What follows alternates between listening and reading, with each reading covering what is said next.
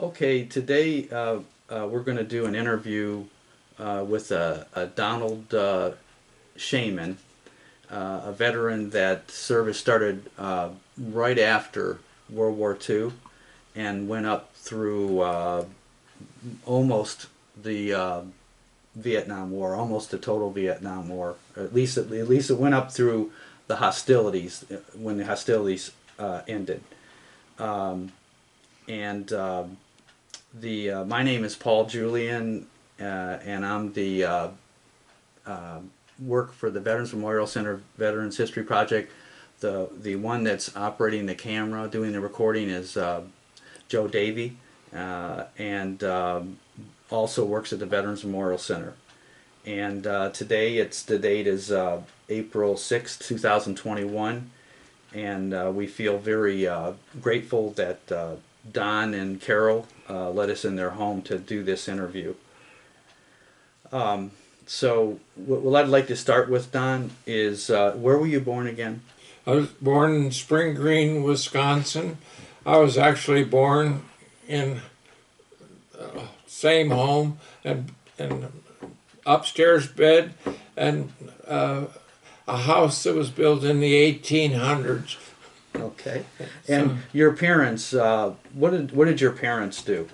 My parents owned a dairy farm, Dairy farm. Okay. and my dad bottled and sold milk house to house. And from the time I was 4 years old, I followed my father with his route. He had a truck, and that he delivered, and actually was a converted Model A Ford. Did you, Don? Did you do that? Did you follow your dad, work with your dad up until the time you went into service? I was working on the farm. I was cultivating corn, and I would sometimes cultivate corn for 20 hours. I would do night and day. You worked hard. Yeah. Then I noticed you showed me on your wall over there that you had brothers and sisters. Yes. And I guess just did any of the brothers? Did any of your brothers? And how many altogether? Do you had like 8 brothers and sisters? I had. I'm the oldest of 8. Eldest of 8. And I had 5 sisters and 2 brothers. And Don, did any of your brothers and sisters also serve in the military like you, or no? My brother served in the Navy. In the Navy? And he was a Navy cook. Navy. That's right. You told me messman. Okay. Messman. Okay. And did he just do 4 years? He didn't make it a career, right? A messman is different from the cooks. Yeah. So, because when he got out, he knew how to cut meat. And oh wow! So he knew the whole everything else. Yeah. A cook would do. Yeah. Yeah. Did he stay in for long?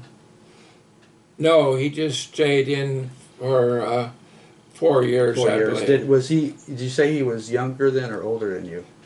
Everybody was younger than I. Oh, so then okay. Yeah. You're the oldest. I'm the oldest. And what primary and secondary schools did you attend? I attended Before you went into service. Before I went to service. I went to high school. I graduated from high school from Edgewood College in Madison, Wisconsin, and it was a school for girls, except that the people who lived in Madison, and we did live in Madison before we moved back to almost to Spring Green, where I was born. I was a mile away where we lived. So you were able to go to the school if you lived in the town, huh? Excuse me? You were able to go to that all-girls school if you lived in town. Yeah, it was girls' school for Edgewood. Was all the men that went there were lived local. lived there. And was it what did you take in college? In college, I had all the courses for mostly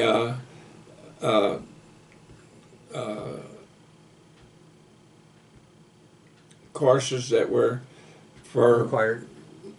slanted towards a medical career. Oh, okay. Okay. Uh, That's what your goal was. From the time I was 4 years old, I wanted to be a doctor. And I got to be a doctor in the Palau Islands. Okay. All right. Now we'll switch now, Don, and go to early days of service. Your early days of service. Now, with that, can you tell me? You went in the military. I think it was September of 1946.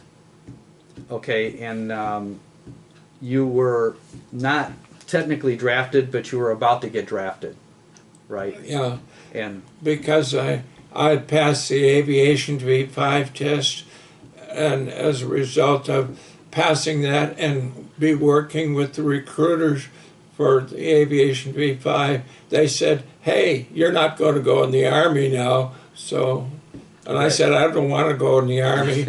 And so when I said I don't want to live in foxholes, and you know that the truth of the matter is, I got assigned to Marines every time. Now I can give you a thumbnail of my duty stations yeah, starting. we'll get to those. Okay. We'll get to those. And then, so you initially enlisted, right? Enlisted, yes. And enlisted in the Navy. Enlisted in the Navy. Okay. And did you leave behind? You left behind a family, but did you leave behind? Did you have a? You weren't married at that point. I was not married. And okay. I didn't marry till 1951. Okay. And why did you choose the Navy? Because of the fact that I know you wanted to stay out of a foxhole, but did you choose it because maybe they offered you something medical? I had had an uncle that was a Navy cook, and he was a cook and baker, and he did baking most of his life, and he had a bakery experience in Seattle, Washington, and did he kind of influence that was you? my uncle. Did he kind of influence you a little bit to the Navy? Did he influence you kind of? Very much so. Very much yeah. so. Okay. He sent me gifts all the time. And how did you get? Now, tell me if did you end up going to Great Lakes for boot No, camp?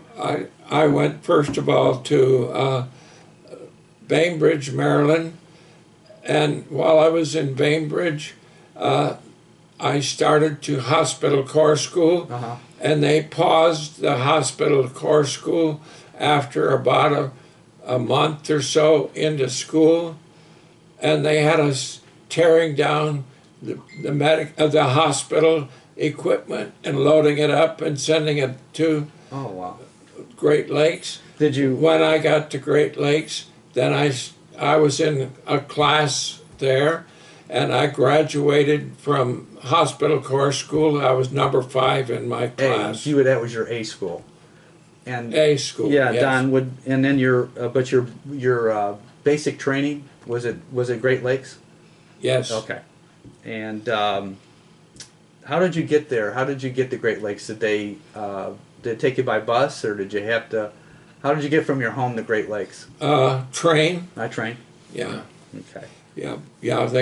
They loaded us on train, and during the time that I was in, well, it's before I'm getting a little bit ahead of time. Okay. Because after I got there, I had a job of being the hospital corpsman that went with the whole train. Oh wow! They had a train of all corpsmen. I mean, all sailors that were going to Norfolk. Oh wow! Wow. Okay. All right. In the training that you said you went to Corpsman A school, hospital Corpsman A school, and then did you have any other training besides that before you went on your first duty station? Just the Corpsman A school, and then you had your first duty assignment? I went to about 3 months of school. They sent me to the U.S. Public Health Service Hospital in Fort Worth, Texas, as it was a neuropsychiatric nursing school. Wow. And I said, Was that your cup of tea? That wasn't your cup of tea? it wasn't mine. And while I was there, I got what they call cat fever or catarrh fever, and I got quite ill with it, and I lost my place in the school. Uh-huh. So I said, I don't want to finish the school. That was going to be like a psychiatric So training? they sent me back to Great Lakes. Mm-hmm. And after Great Lakes, I went up to Great Lakes, and one of the things that had me riding as a courier or corpsman with every train, and I would go. I would leave early Monday morning and be loaded aboard the train, and it took 2 days for this they had an old train that was just set up with the windows that would slide up and down, and it was old, but I won't tell you all the details of the thing, but I rode it, and we got there on Wednesday and got out, and then they had what they called the fast train back to Chicago, and I would get on another train. I had the tickets, and these are recruits that you were taking? Were these recruits that you were taking back to Chicago? I take a coach back to rather than troop train. I took it into Chicago, and I ride the Northwestern train from Chicago to Milwaukee, and then I would hitchhike to Spring Green, and I'd get there late Wednesday night. Oh, okay.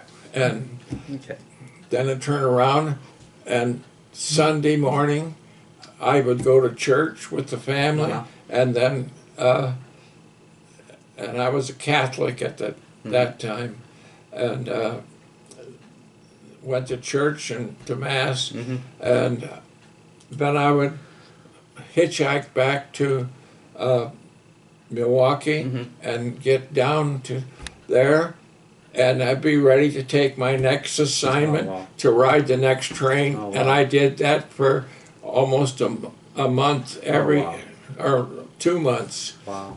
That I rode Okay. Is that your most vivid memory of your time training or in school? Is that your most vivid? What's your most vivid memory of your training time, for A school? Was there anything vivid memory that sticks out, that stands out? No, but I was I spent so much time in high school driving back and forth. I drove 40 miles to school and 40 miles home, and then I would milk cows every night. Yeah.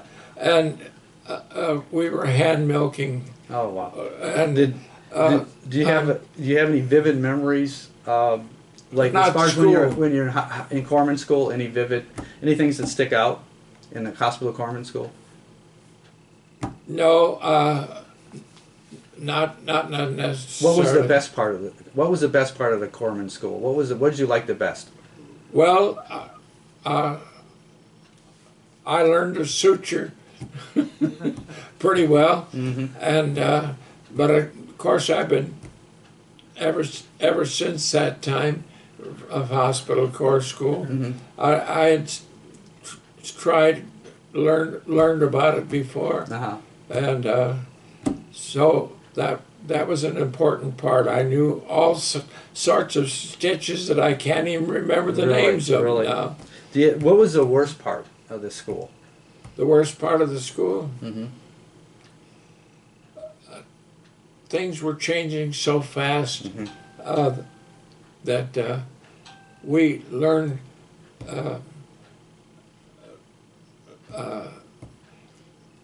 well, I wasn't until later. Later, I became a clinical laboratory technician. That was the most detailed one. Mm-hmm. And that was the one that helped me to pass all my tests for promotion. I see. And was there a particular instructor, particular teacher that stood out? I can't even remember their names. Okay. And I had a picture somewhere of the school, all of us sitting in front of it. Oh, neat. What was your first assignment after basic training? Did you say it was? Where was your first duty assignment after your corpsman school? What was your first duty assignment? Was it? It was in. Was it Palau? No. That was I went to the Naval Hospital in Portsmouth, Virginia, and when I was there, I was taking care of psychiatric patients. Okay. And I found one of my old classmates with a Sacramento was there, A patient? and as a patient, and he was a psychiatric patient, and we used to have mattresses that they had sewed arm things so we could put them in front of him, because we used to have to corner the thing, and they wanted big strong guys. Oh wow. And I was one of the big, strong guys. I don't know. I didn't know about the school till I got there. Yeah. And I worked in the lock ward where people were really bad psychiatric cases. Yeah. And that was your first assignment, huh? That was my first assignment. And I was sent from there to the school in Fort Worth, Texas. It was a military, no, not military, a civil service school that were mainly for civilians, and they had people could voluntarily go there that had been addicts, and we had people that were addicts that came from Hollywood and other places, and to be treated by people like you. Huh? I worked primarily in the lock ward again, and I worked giving morphine shots to, and there's I forget the name of the medication, but it's similar to morphine, but it was easier to withdraw from. Oh, I see. So they use that to withdraw. I was working on that as You use well. that medicine you get to help them withdraw, huh? Huh? That's what you use to help them withdraw, huh? Help them withdraw. I was working on withdrawal from the patient, and everybody would line up, and I wouldn't even have to put a tourniquet on before I drew blood. Wow. Wow. They were all anxious to get it, because when I would give them their shot. I would give them with the medication for withdrawal. Yeah. Yeah. Did you receive any specialized training when you were there at that Fort Worth? Well, the specialized training was what I was doing with being able to puncture the vein every time. Yeah. And do that. So on the job. Yeah. And I worked. I realized that I really didn't like it very well. Yeah. That's when you started to realize it. And then I got catarrh fever, and Lost your place. they sent me back to Great Lakes. Okay. Yeah. Didn't you say that as far as was there like any kind of qualification that you picked up on that first duty station? Any kind of qualifications, special qualifications? That I picked up there? Yeah. I can't remember because it wasn't until I went to clinical laboratory school that I really, and I became a technician, and then I be a blood bank school, and I was an honor person from both the clinical laboratory and blood bank. So you did well. And I had one guy that had one. Well, we had various things you could get points for, and he did well in one area where I didn't go quite as well as he did, and so he got the honor of being a man. But I had my choice of duty stations after we finished clinical laboratory school. But the clinical laboratory, there was the Philippines between that, so I need to go back and talk to you about that. And Okay. I can pick up. So on that clinical laboratory training, Don, what was the hardest part of the training? Because you said you did real well. Did you have to really apply yourself?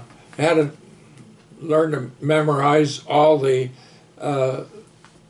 different diseases Really? for everything from bugs to any type of disease that you see put into the hospital. Oh wow! So Yeah. that was a lot of memorization. Yeah. So it was a lot of memory.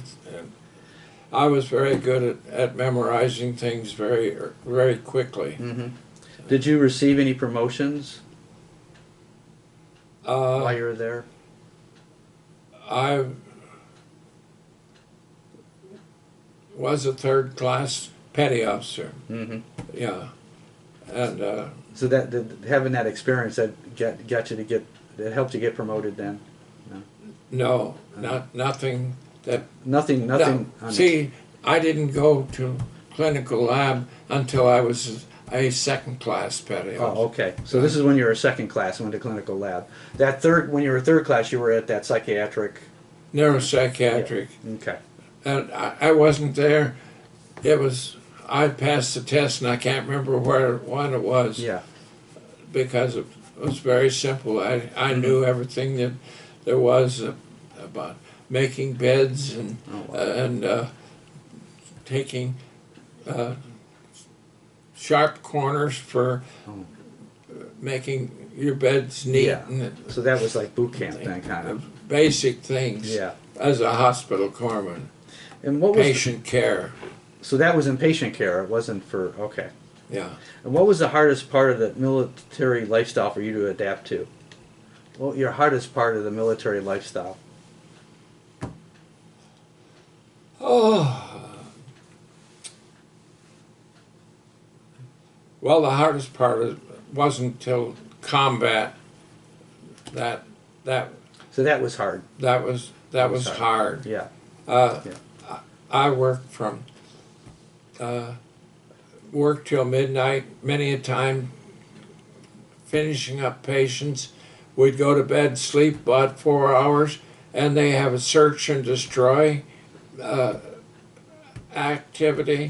The Marines went out, and as soon as they touched down with the helicopter, they still had their rotors going so they could take off immediately, but they would throw bodies and we would get them The bodies, they just get out real quick, right? both dead and alive, Oh, really? put them in a helicopter and take them back to the So hospital. look, now that why don't we use this as a good transition? So the wartime service, Don, what you told me about was basically Vietnam. Yes. The wartime service, and what you're talking about when you just talked about the helicopters and getting the bodies out of the helicopters, that's Vietnam. Yeah. Getting them in. Yeah. And you told me that you served in Viet 65. Before that, when my first assignment as an ensign, I was a care of the dead officer for the 4th Naval District, and what does that entail? What does the 4th Naval District entail? well, we were an airstrip. Yeah. Why don't you describe the picture? That's when I was an ensign, I think, yet. Mm-hmm. Yeah. And about it was like 1964. 64. Yeah. Okay. And now going back to Vietnam, right? You were, if I understood you correctly, that was in 1965, right, Don? Yeah. And that You was. see, and you- I had the Philippines and built an airstrip in the Philippines before that, and I had the Cavite time. So that for the Philippines, so that is your experience with the Seabees. That was Building with the airstrip. Seabees. Yeah. But when I was with the Seabees, once again I got sent to a rock quarry and sawmill, which was across the bay and into a private place. So I was the only corpsman there Oh wow. to handle the medical needs Sick of call. the people. So Okay. I was honored, but I got picked all the time to be the person. So therefore you were actually working on the what do you call them, the ones that the native, the indigenous. You were working on the Philippines. You were giving giving medical service to the Filipinos, right? Yeah. Don? No No? Filipinos. No, it was just the Navy that was over there. Navy. Were they? And then back in that time, were they Seabees, mostly? Yes, The mostly Seabees for the first year. Then the second year, In Cavite. I went the Navy Filipino recruiting system, and I was recruiting people as messmen to be The Filipinos. You were recruiting native Filipinos to be messmen. Yes. Never knew that. And so, and How was I was that? giving physicals mainly. Oh, I see. But I had another important thing. I was on the Air Rescue Land Salvage Team. And we went What did that entail? every day. We ran early in the morning. We would run on the airstrip. I had 10 enlisted Marines and one young Marine officer, usually was a second lieutenant, and we would run up and down the airstrip For physical training? for physical training. Mm-hmm. So I was in top shape. I was fortunate. I was never really fat. I was lean and Lean and mean. Okay. lean and mean. Yeah. Then But at any rate, this is in Cavite, huh? This is in. no, this was in Cavite. Yes. Okay, and then that was just to digress a bit. You were actually involved in the recruiting process for Filipino men to become messmen. Yes. That's interesting. Okay. Then after that, you went to Okinawa for 2 months. Just 2 months. You were in Okinawa for a couple months. Yeah. And what did you do there, Don? Well,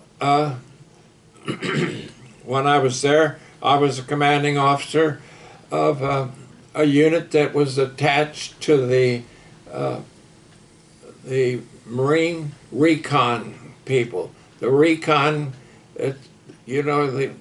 recon all the way. Yeah. Have you ever heard Yeah. of that? Well, those were the rah-rah guys, but they were the toughest in the fighting for, Right. and of course, being in good physical shape, I was, and I had men that were I had pharmacists, I had lab technicians, I had x-ray technicians, anything to run a small dispensary. Mm-hmm. And so I was the administrator and the commanding officer because I held non-judicial punishment for those people. So, but I'd had instructions in Newport, Rhode Island, which I missed telling you about.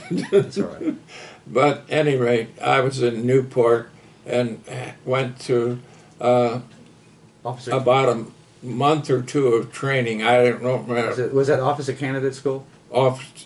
Yeah, the guys that we were already officers, but So was this to give you?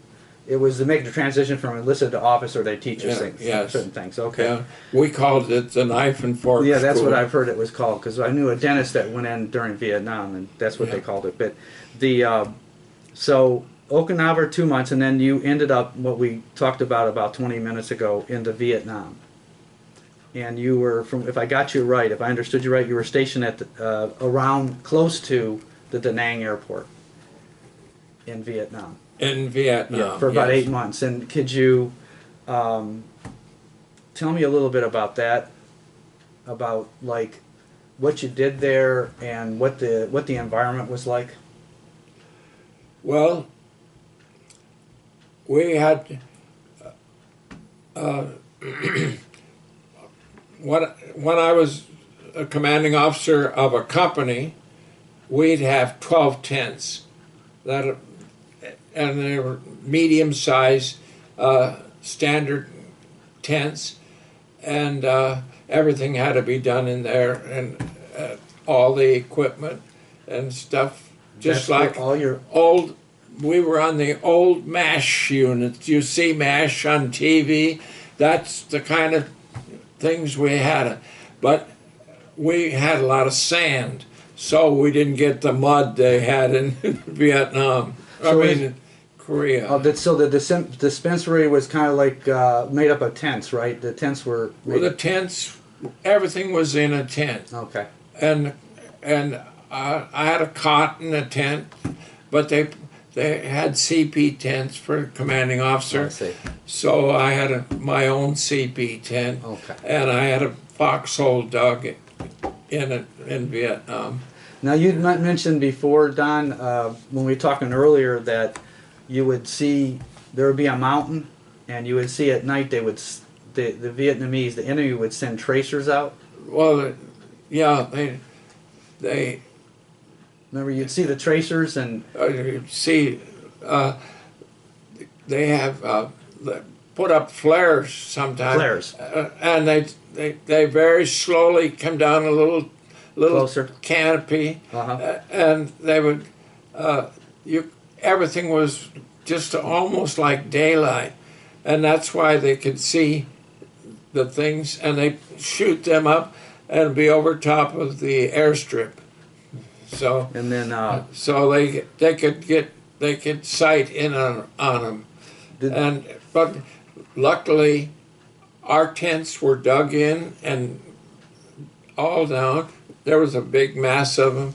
I don't know if they realized what it was, but I know they had to know that yeah. we were there. Did you ever figure? Were you ever fired upon, or did they ever? Never directly. Never directly. But Yeah. you said you heard. We Explosions, went over yeah. top of us. Went up top. They were. What you're saying, if I got you right, Don, is you're saying they were aiming for the airfield. They were aiming at the airfield, Yeah. which was from the top of the mountain there. I see. And the fact that the planes didn't have camouflage on them, every one of them that didn't have camouflage melted down. Didn't know that. And you said the Marines did camouflage there. They camouflaged, and in fact, the night before I left, the plane that I was supposed to go out on, I was still packing my. It didn't go out until noon because they had so many holes in the airstrip from the shelling that. So they were successful in doing that. Yeah. Yeah, yeah. Did you ever feel that that maybe? You heard about this before? No. I'm just saying. I understand Yeah. what you're saying. It's amazing. Yeah. I mean, Yeah. it's surprising. I never heard about that, about bombing a airstrip in Vietnam. Oh, yeah. Like that, and putting holes in them. They had to fill the holes. They had to fill the holes before we could go out. And when the plane took off, they had to almost immediately hang on their propellers going up to get altitude because they was always shooting them at with rifles. And every time I went in a helicopter, I always took an extra flak jacket, flak jacket to wear and one to sit on because they would shoot up at the helicopter. You felt those G forces? You feel the G forces when they're going up so fast? Did you feel? Oh, I'm talking about helicopters Yeah. as opposed to. Oh, okay. Yes, that I didn't ride. I went back to Okinawa once or twice, but mainly to get supplies But mainly because I was supply and administration Oh, I see. of personnel.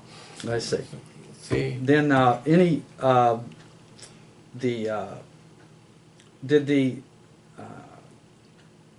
so your role was what was your role again over there, Don?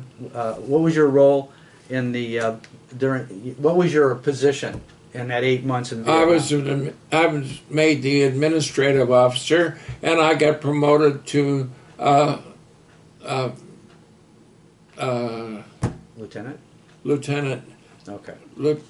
I got a field promotion Oh, to okay. lieutenant almost immediately. So you just did a good job. Yeah. Because when they sent me there, I had to go back to do some paperwork and things about one of the.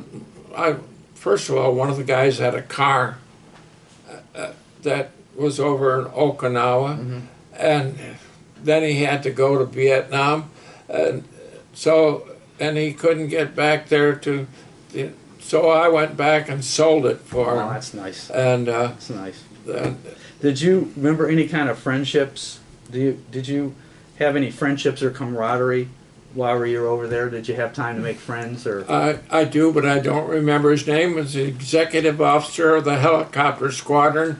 He used to come and tell me, "Come on, Doc, let's go flying, see what's going on." And we'd go up, and we'd go up very high, so they couldn't shoot us with rifles. They could get rockets and other things, but we were fortunate.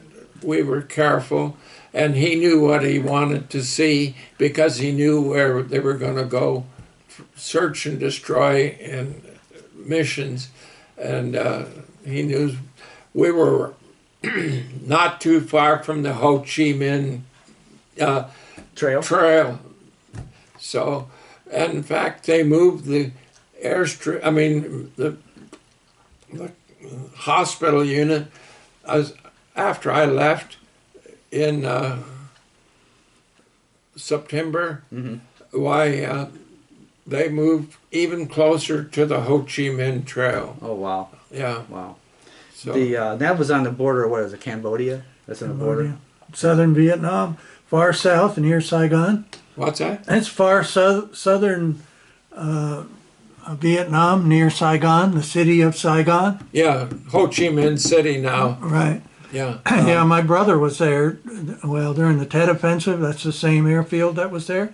They tried to overrun it, but they were not successful. Yeah. They. I had one of the airmen was part of my home groups. We have a home group here every Thursday night, and we have Bible study, and but it's all on video. Nice. So we get it. We can discuss it, but Yeah. we talk about it. And I had a pilot that was a jet pilot Oh wow. that was Air Force, and he used to tell me how they had to get permission to shoot. The guy would start shooting at him, and he would be too far away. So he'd ask for permission to return fire. And I say, did you have to ask Hillary? And that's the damnedest thing I ever heard of. So Fight a war and have to ask permission back in Washington to shoot. How did you stay in touch with friends and family? Excuse me? How did you stay in touch with friends and family back home? How did you stay in touch with them? I sent tapes at times. I had a recorder. I was so busy most of the time that I was there, I was working Just didn't have the time. almost night and day. Wow. Or every once in a while, I'd get a chance to go on a flight. They had to have snake antivenom from the snake farms in oh boy, what's Thailand. in Thailand, and so I went over to Thailand and went to the snake antivenom farm, and I'd get it and then turn around and go back, because all I had to do was sign the manifest, and any plane in the airstrip that was going back there, I could ride on. And Did you look at that, Don, as like recreation? Huh? Was that kind of like? Well, that was recreation for me. Yeah. That was to be out of, but it's bad, because north of where they were other fighting, and they were shooting at the Air Force people as well. Wow. So but we could fly in. I don't know whether we were supposed to be flying around, not across. Like the airspace, you had Cambodia. To be careful. We're supposed to. Go around it. Supposed to go around Cambodia. To the most part, we probably did. Yeah. And as far as besides doing that visit to the snake farms in Thailand, did you ever do any other recreation No, There were because no, I don't. I do drink beer, and I don't like getting drunk. I hated taking care of drunks when I was in boot camp. In Great Lakes, I had to be in the dispensary all the time, and even when I was riding the trains, part of the time, the other time, I was sewing people up. And the only good friends we had were the cooks next door. They had the mess hall and the dispensary are built together. Oh. So the back door of the dispensary goes to the front door of the mess hall.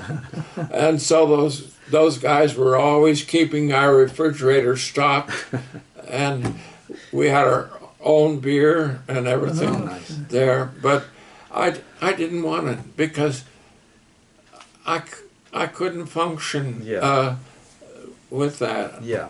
My dad used to give us a glass of beer, and with 5 children, he'd give a little bit of beer out of a quart bottle, and wasn't much left for Dad. Did you recall any, like going back to your wartime in Vietnam, did you recall any humorous or unusual events?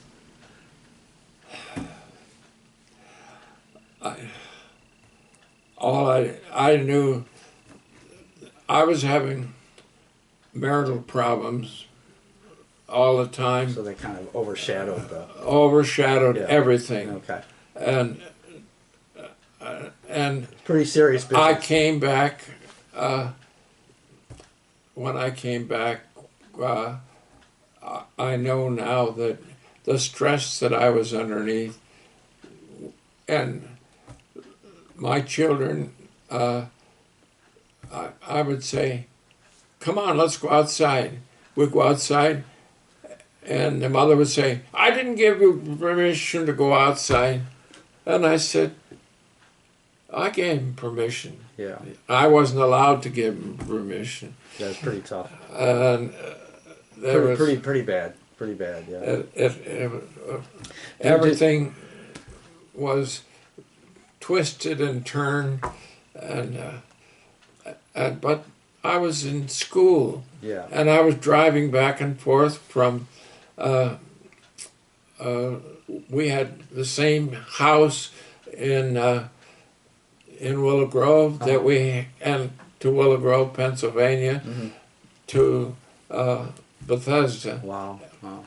Every weekend, and some weekends we had, if you get school in 10 months, 2 years of college in 10 months, Yeah. if you've been through Oh, college gosh. at all, Yeah. that you were working on projects together. They have a tendency to put 3 or 4 of you Teams. as teams, Yeah. and I couldn't leave my team down and go home. Yeah. I had to be there on the weekend. Yeah. So we put the things together. Yeah. And that didn't help. Added stress. Yeah. That more stress on the marriage, and it was terrible. And so as a result of that, we parted ways. There was a lot of who struck John and who Yeah. did what, Yeah. and who. In fact, we just got something. This many years later, somebody said, "Oh, Don was always out in town." Well, I was a VD control officer. Yeah. I wasn't. Yeah. I didn't. You weren't on liberty. You weren't off. I wasn't on off liberty. duty. You weren't off duty. Guys were trying to get venereal disease. They'd get it. That we didn't have any fences to Yeah. keep us out. The Yeah. guys, they managed to get Get that. Yeah. get. What all was the just in general, as far as if we talk about the Palau, Subic Bay and Cavite, Okinawa, Vietnam, and these are just the overseas, and then the overseas locations, and then the in CONUS locations. If you look at your whole time in service, what was the best part of the service experience? Well, one of the things that stands out with me, and we didn't cover it, when I was at Cavite, I was at the Air Rescue Land Salvage Team, and we exercised, but when we went out, we went into a seaplane, and then we would take a rubber life raft, and we would paddle ashore. And How neat. we have several trips back and forth. That was And I was a first class petty officer. foreman, yeah. First class foreman. Yeah. No, wait a minute. I was a second class petty officer. Yeah. Yeah. I didn't was- go back to lab school. That was that in Palau? That Or was was that in Palau, or that in the Philippines, or? that was in Philippines. Philippines, okay. And so they dropped a weighted parachute on the very tip top of the mountain, and the 10 Marines, and they added one doctor that said, "Oh, I'm in good physical shape. I play tennis every week," and that he thought he was in good shape. Only one Marine and myself made it to the top Oh, wow. to rescue that parachute. Oh, wow. Now we had to be rescuing people, and getting as if we were rescuing. It turned out up the side of this mountain. It took all day almost to climb it. We got there early in the morning, just after daylight, and by the time we got to the top of the mountain, we had people all up and down, laying in among the trees and trying to find. There wasn't many level spots. The mountains are very steep. So this was an exercise, right? This was an exercise, but the exercise was myself and the other man. We were still in good shape. Out of 11 people. We had to carry them down.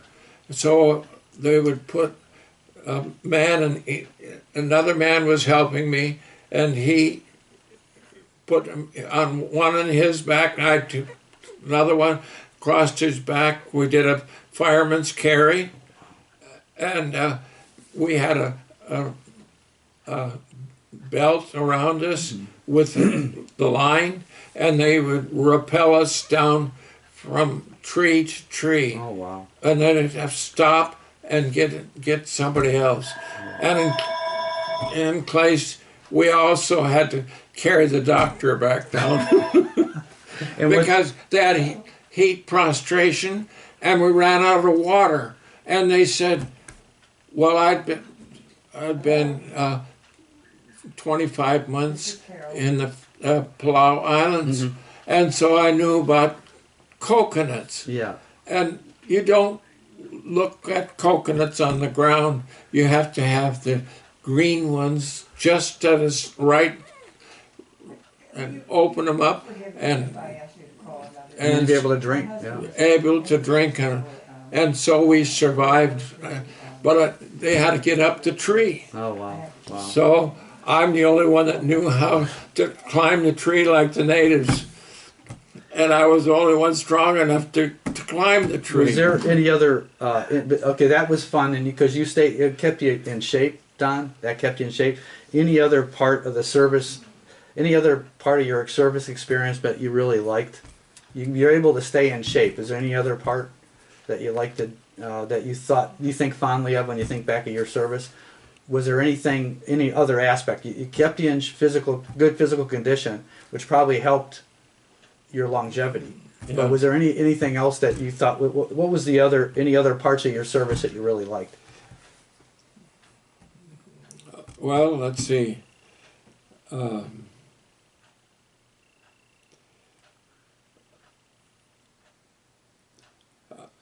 I remember this air rescue land salvage team, and you know the importance. They had a maintenance officer and they had certain classified information that were on the plane that they had to make sure that they got out of it when they really had a plane. They did have some, but it wasn't me. Somebody else did. And we had funds and money, and we knew you could get native, the people that lived there could climb the mountains better than we could.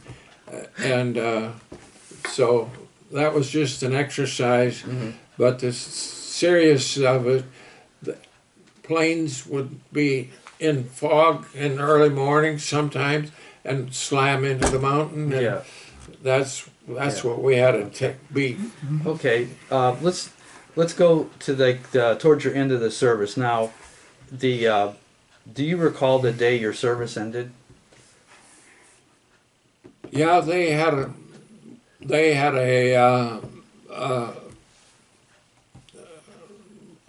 assembly. We didn't have a parade or anything for us. But BWWII was on the hill down up next to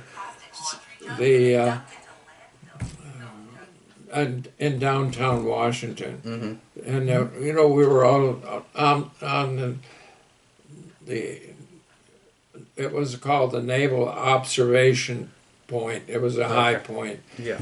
And So we had a parade and Well, not a parade, but assembly. Had an assembly. an assembly Yeah. that we did. And How many years were you in? Did you say yeah, just short of 27. in the Navy, all in the U.S. Navy? All the Navy, yeah.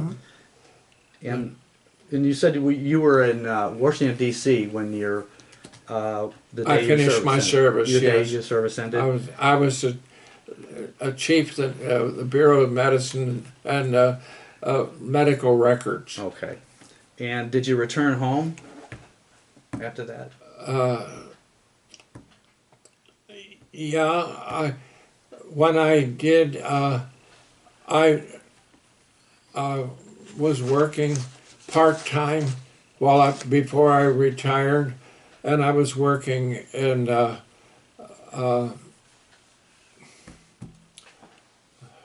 Records, right? It was records. no, where the main it was inside the circle, and I'd had an apartment over at there, and God, I can't even remember the name. They gave me little yellow pills to make me forget things, and I've forgotten them. But So you didn't return home. Huh? You didn't return home after that. No, there wasn't anything to go back to Wisconsin. My folks all moved to California, and they live in California. My dad and mom were out there, and we did have later on, after my dad had died and things. Why, we had mother for 2 or 3 years, I can't remember. And then she decided that even though she'd been on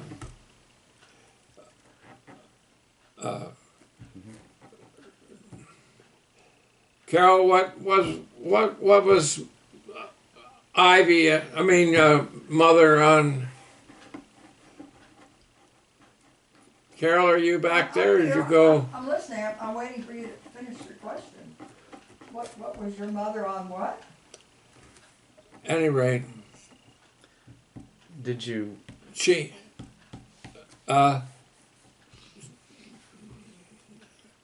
was. They thought that she was going to die, Oh, she and was so on they put her on. hospice. Oh, hospice. She was on hospice, honey. She was on hospice for a full year, Oh, wow. and she got better.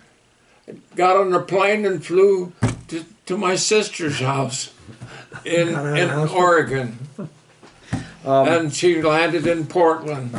So Don, did you? After you service ended, did you just stay local? Did you stay in D.C. area?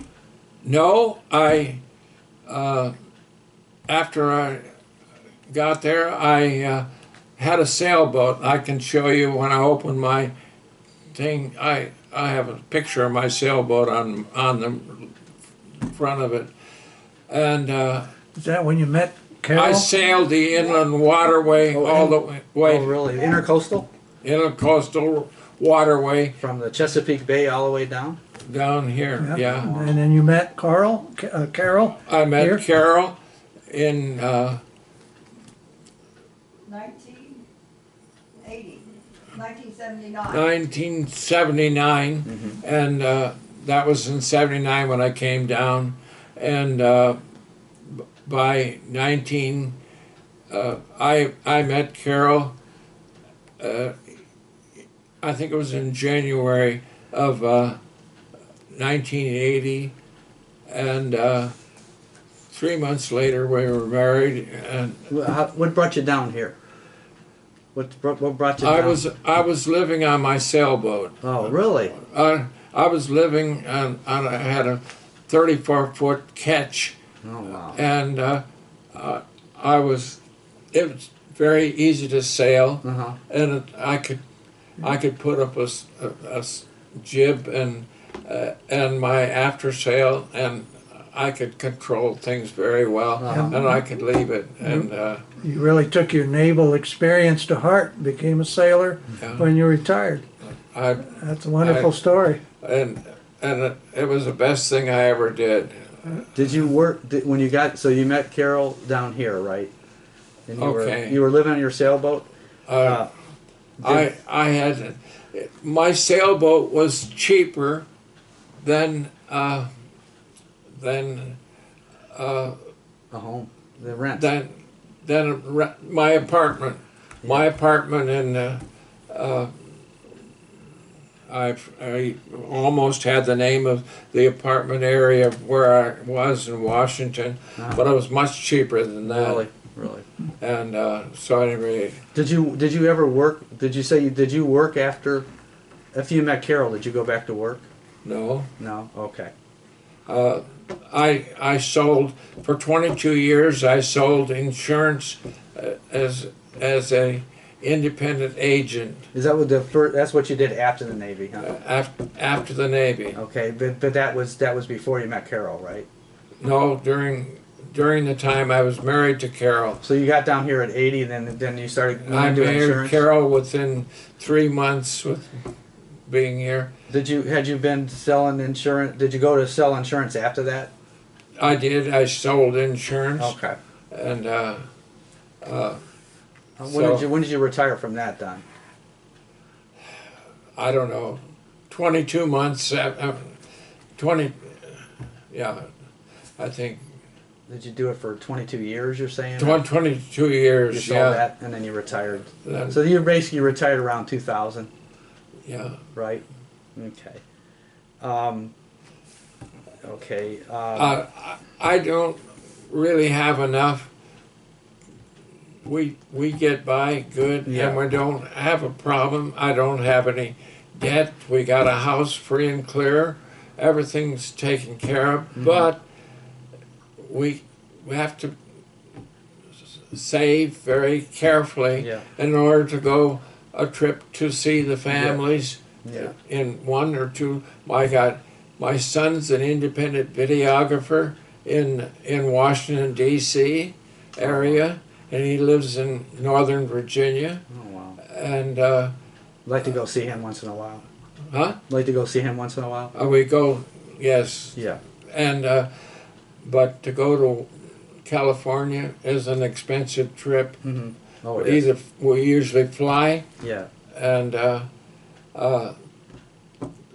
I twice when I went out there, I had to go to the hospital out there, and I had a stent put in out there the last time, 2012. Mm-hmm. So So it's kind of got to watch yourself when you go. I you know, I'm in good shape, but no sense of doing anything you don't have to do. Yeah. Yeah. That's good. Did you join any veterans organizations, Don? No, I didn't. Carol, what veterans organization do we support financially? Oh, financially? Oh. Paralyzed Veterans, Oh, really? DAV, Uh-huh. you name it. Okay. Okay. We do don't support them financially, That's good. and we give a lot of money away. Mm-hmm. We've always had at least 3 or 4 Christian doctors, and I was giving as much as $100 a month to each Wow. one of them. Wow. And you can't do that out of. Yes. Can't continue to do And now that. now the money is more and more and more Yeah. in medication Mm-hmm. and Yeah. things. I got a box of pills that I Wow. take care of 3 times a day, Oh wow. and it's we can live comfortably. Yeah. We don't want for anything, Yeah. but we don't get to play. And that's right. You don't get to play all the time. Yeah. No, we can't go trips and things like that. So besides supporting some veterans organizations like the Paralyzed Veterans and the DAV, did you Disabled DA. Disabled American Veterans? Did you attend? Have you attended any reunions or anything like that? No, I do. Yes, I Medical do. Service Corps. The Medical Oh, do Service you? Corps officers every year, except this year they're not going to have it, so they're skipping a year because there's so many of them are dead. Well, this Medical Service Officers Association, Don, is that like? Do you go all around places? Do you meet all around the United States? They may. I think they have groups all over. But Oh, We've I been was in meeting various all over places in Florida. where somebody lived and they said, well, we'll sponsor it this year, Oh, and so okay. they went there. So you do go around places. Do you, Carol? You stay maybe like in the southeast or? Well, let's see. We've been to Jacksonville. We've Uh-huh. been to the villages. Uh-huh. We, Oh gosh, the best places are to go where it's usually nice and warm all Yeah. the time. Oh, okay. We like to play golf. Okay. I got 2 golf sets and I haven't touched for 3 years. I've heard that before. So in the kind of get to the end, then, did the military service experiences affect your life in any way? Did It was my whole life. It was your whole life. Yeah.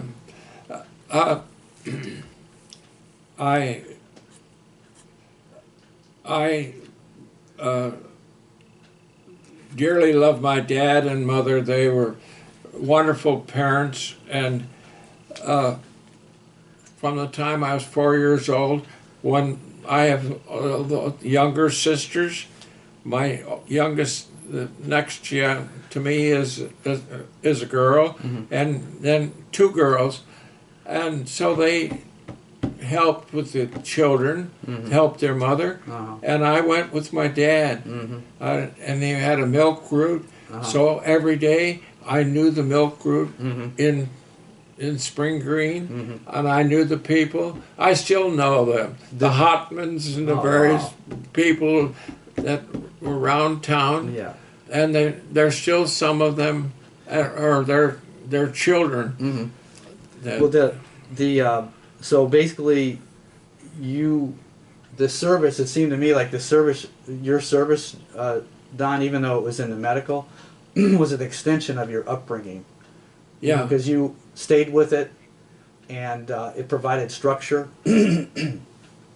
And so, did that military service, the experience of the military service, did it have anything to do with why you went into insurance? did what? Did it have anything to do with why you went in and sold insurance in the latter part of your, your Oh, career? well, I sold only Medicare plans. Oh, but it was only. But did being in the service have any influence on you doing that? Sure, because I knew the Oh, because of from your background. yeah, I knew the medical background. Oh, I see. And things, and I still have books all over. That book over there, Uh-huh. John G. Lake, Mm-hmm. was all about medical and things where he did in the United States. He had the healthiest people in the state of Washington. Spokane, Washington, was the healthiest city in the United States. Oh, wow. At one time got the award for it Oh, wow. because he had healing school. And I'm still working on healing. And in fact, if we go off to do it anymore, I'm going to be off with Grace and Faith Home Group Fellowship. That's our medical, it's a 501c3, but I use the church that I work at, the basic one. But the people that are here, I'll put them into a home group setting, and I'm still recruiting for people for a home group. Okay. So I use that terminology. You don't use recruiting when you're talking about getting They're people, still caring for people.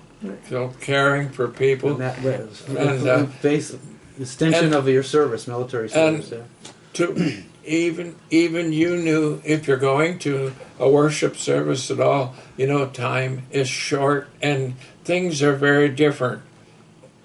Spiritually, you're getting the message that something's happening, something it's bad, you know.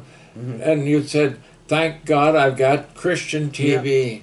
Yeah. I got the best one. What DirecTV has more Christian stations than anybody else." Oh yeah. Yeah. And so I spend my time, and I'll have a little camera just like that. I'm going to have it set up. Will that extend all the way to the floor? No. That's a tabletop Oh, camera. that's tabletop. You can get I need You one. can get up. You can get a big tripod. Get a tripod. Yeah, they're available. Sure, you can adjustable. They're adjustable. I need one that's down here and get straight into the center. Yeah. Yeah, we've done that. We've Yeah. done some of these presentations that way. We've put it on the TV and we set the large tripod up, and you can. It takes a while to get it adjusted right, but you can shoot. the screen. You can. I've got a lot of things on DVDs, and I've got them stacked all over the house. I got books. You haven't seen the rest of the house, but that's another bedroom, and that's another apartment right back there. That's the grandma room. Don, were there any life lessons that you learned from the service, like life lessons? I mean, did as far as your faith or anything as an extension of your service time, how did it change you, your almost 27 years of service? Well,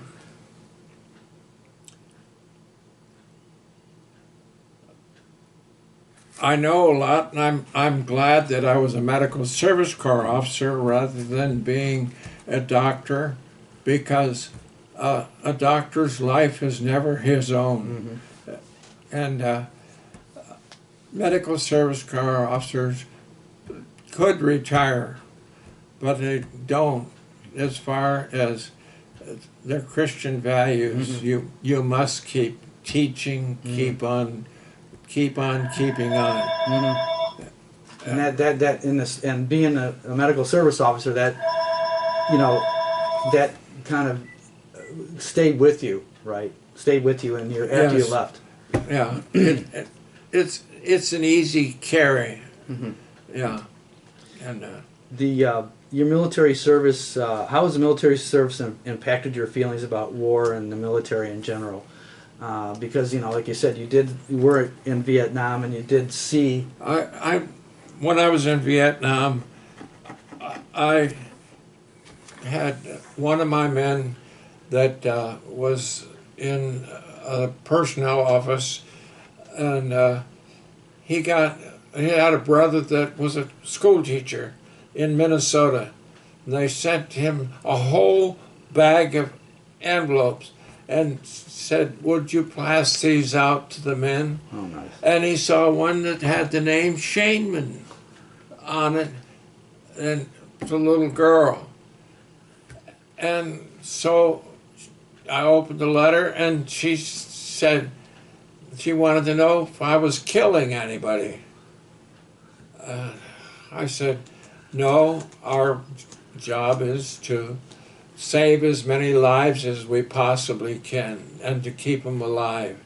And the hardest part that I had, and what was part of my post-traumatic stress syndrome, it was be there, and I'd be working on a man, taking shrapnel and things out of him. I didn't do the main things, but anybody can learn to take shrapnel out of with tweezers. And so he said, "Doc, don't let me die.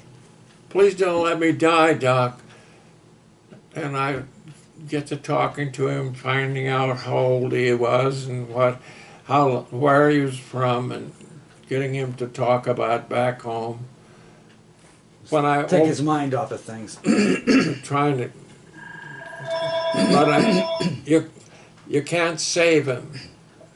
And when we rolled him over, every noon, we were bombarded with money calls. People want money. They drive us bananas. And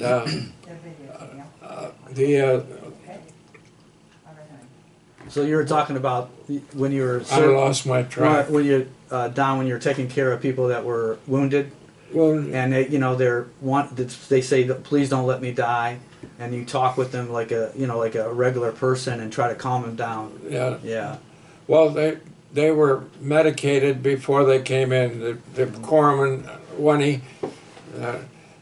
one of the things we did that was particularly new, we needed big tanks to lay the bodies in, because heat prostration was one of our worst problems.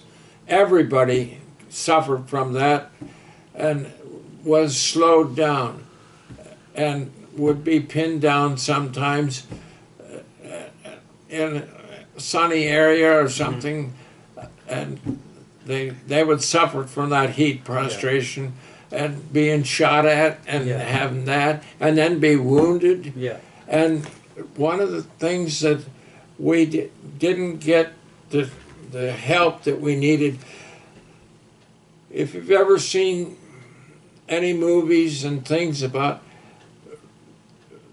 these tents are hot. Mm-hmm.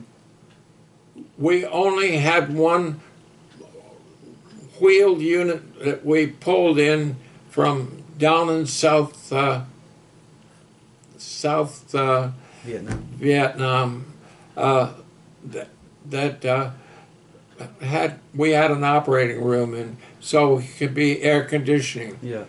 People are suffering stress and wounds and bleeding, losing so much blood, and then not having they have cool tents that they have and they had them at 29 Palms, and they were sitting there, and we didn't have them in Vietnam. So they didn't really give you enough equipment. They didn't have enough money to buy them. Yeah. But they were sitting in 29 Palms. Sitting there at 29 Palms, Yeah. and we had presidents that were politically aligned, and they didn't like the military. Yeah. And we were the group of people that even the kids, like my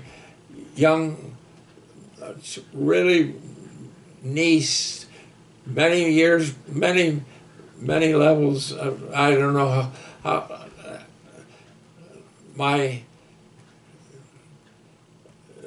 it was so far removed I couldn't tell you how. But anyway, she said, "Are you killing any?" I said, and I wrote a letter back to her, and the letter got put there in Wisconsin, and then the Wisconsin State Journal and the Chicago Tribune picked it up. Oh wow.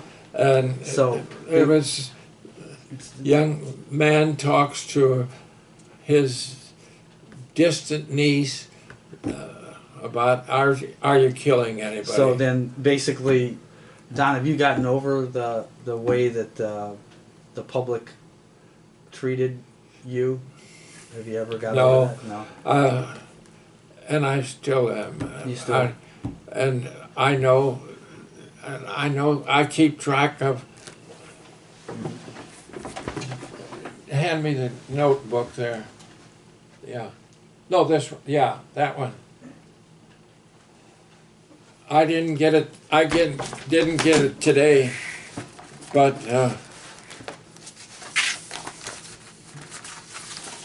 if you get this is a daily thing, especially Restored Republic. A lot of people don't know where we're at because they don't follow our president, and you don't read. I read these every day. Here, he's rescuing the babies. Do you know about the rescuing of babies? Do you know that just in the Washington, D.C. area, underneath there were enough tunnels underneath there to hold over 1 million babies. Wow. Wow. A million young people. And they do you know about adrenochrome? Have you ever heard of it? Okay. This is something terrible that people are, President Biden is involved with it. He was involved with it. And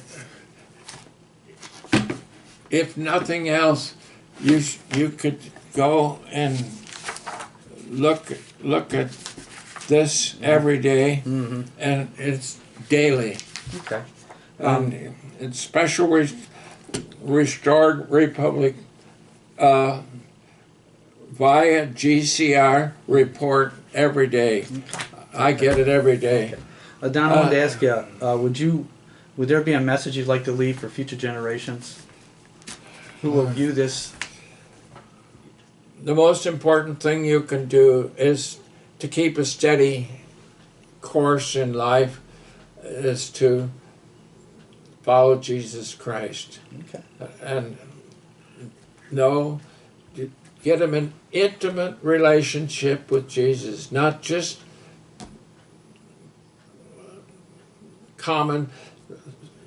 Casual. Not casual. You just can't brush him off and brush people off when they talk. You need to know, actually memorize some scriptures. And there was one young man that Robert Morris was talking to me about the other day. He's watch him every day on TV, and so We're on the last bar on the. Okay. Okay, we gotta be real quick. Okay. Don.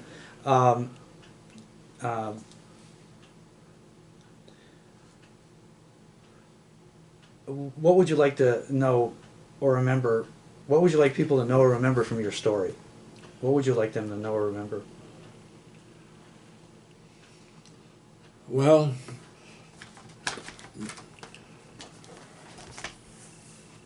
I never liked wars. Yeah. I never did. Yeah. I was born at the tail end of World War I, Two. and I celebrated. World War One. Yeah.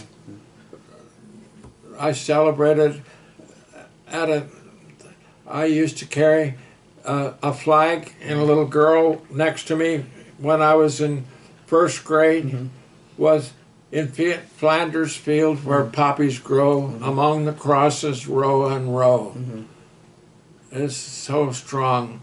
I carried a little flag, and I set it in top of a cross. We had a big park area next to the golf course in Spring Green. So basically, wars. War's terrible. Okay. And they came back gassed from World War I. They came back in pieces from everything since then. Okay, and finally, what do you wish more people knew about veterans? What do you wish more people knew about veterans? What do you wish more people knew about us? About veterans? What do you wish About the veterans? people understand? What do you wish people would understand more about veterans? You have such a broad look at all of humanity that other people don't realize what you know and what you've been through. And my career was so unusually, very few people get to do it. Mm-hmm. I hold, you didn't even ask me where in the Palau Islands. Mhm. I held sick call every day. That was my main job. But every once in a while the doctors would have one doctor and 3 corpsmen. And they couldn't had the doctor couldn't be moved, he had to be there. I see. So I went all up and down the island of Babbletop, and people said, I never heard of Babbletop. It's a giant island that main thing, they mine bauxite out of there. The main thing is that they don't, what you're saying, Don, is, if I could help you, is that they don't understand the things that veterans have to go through to serve their country, right? Is that what you're, they don't understand what you know, No. what they have to do to, No, and somebody has to pick up the pieces after the war. And we went in there, and the people had pockmarks all over their buildings of 50 caliber machine guns that we shot yeah, to kill the Japanese that were there yeah. before and they were hiding in the little tiny islands Mm-hmm. that they knew about just to save their own lives. Yeah, yeah. Because even though they were great friends, we did the bullets and the things that we shot at them had no names on it. They killed natives as well as the. Okay. I'm going to. I consider it anyway. Telling our president, who we will have in the next few days, that I'd be glad to volunteer to be a ambassador for the Palau Islands. So I'd like to go back to see. I'm going to go back anyway, but or fly back there. Okay. And take care of it. All right, Don, I really appreciate you letting us interview you. You had a very interesting story. I think other people will find it interesting, and just like to, Joe and I would just like to thank you and Carol for the hospitality you gave us. Thank you.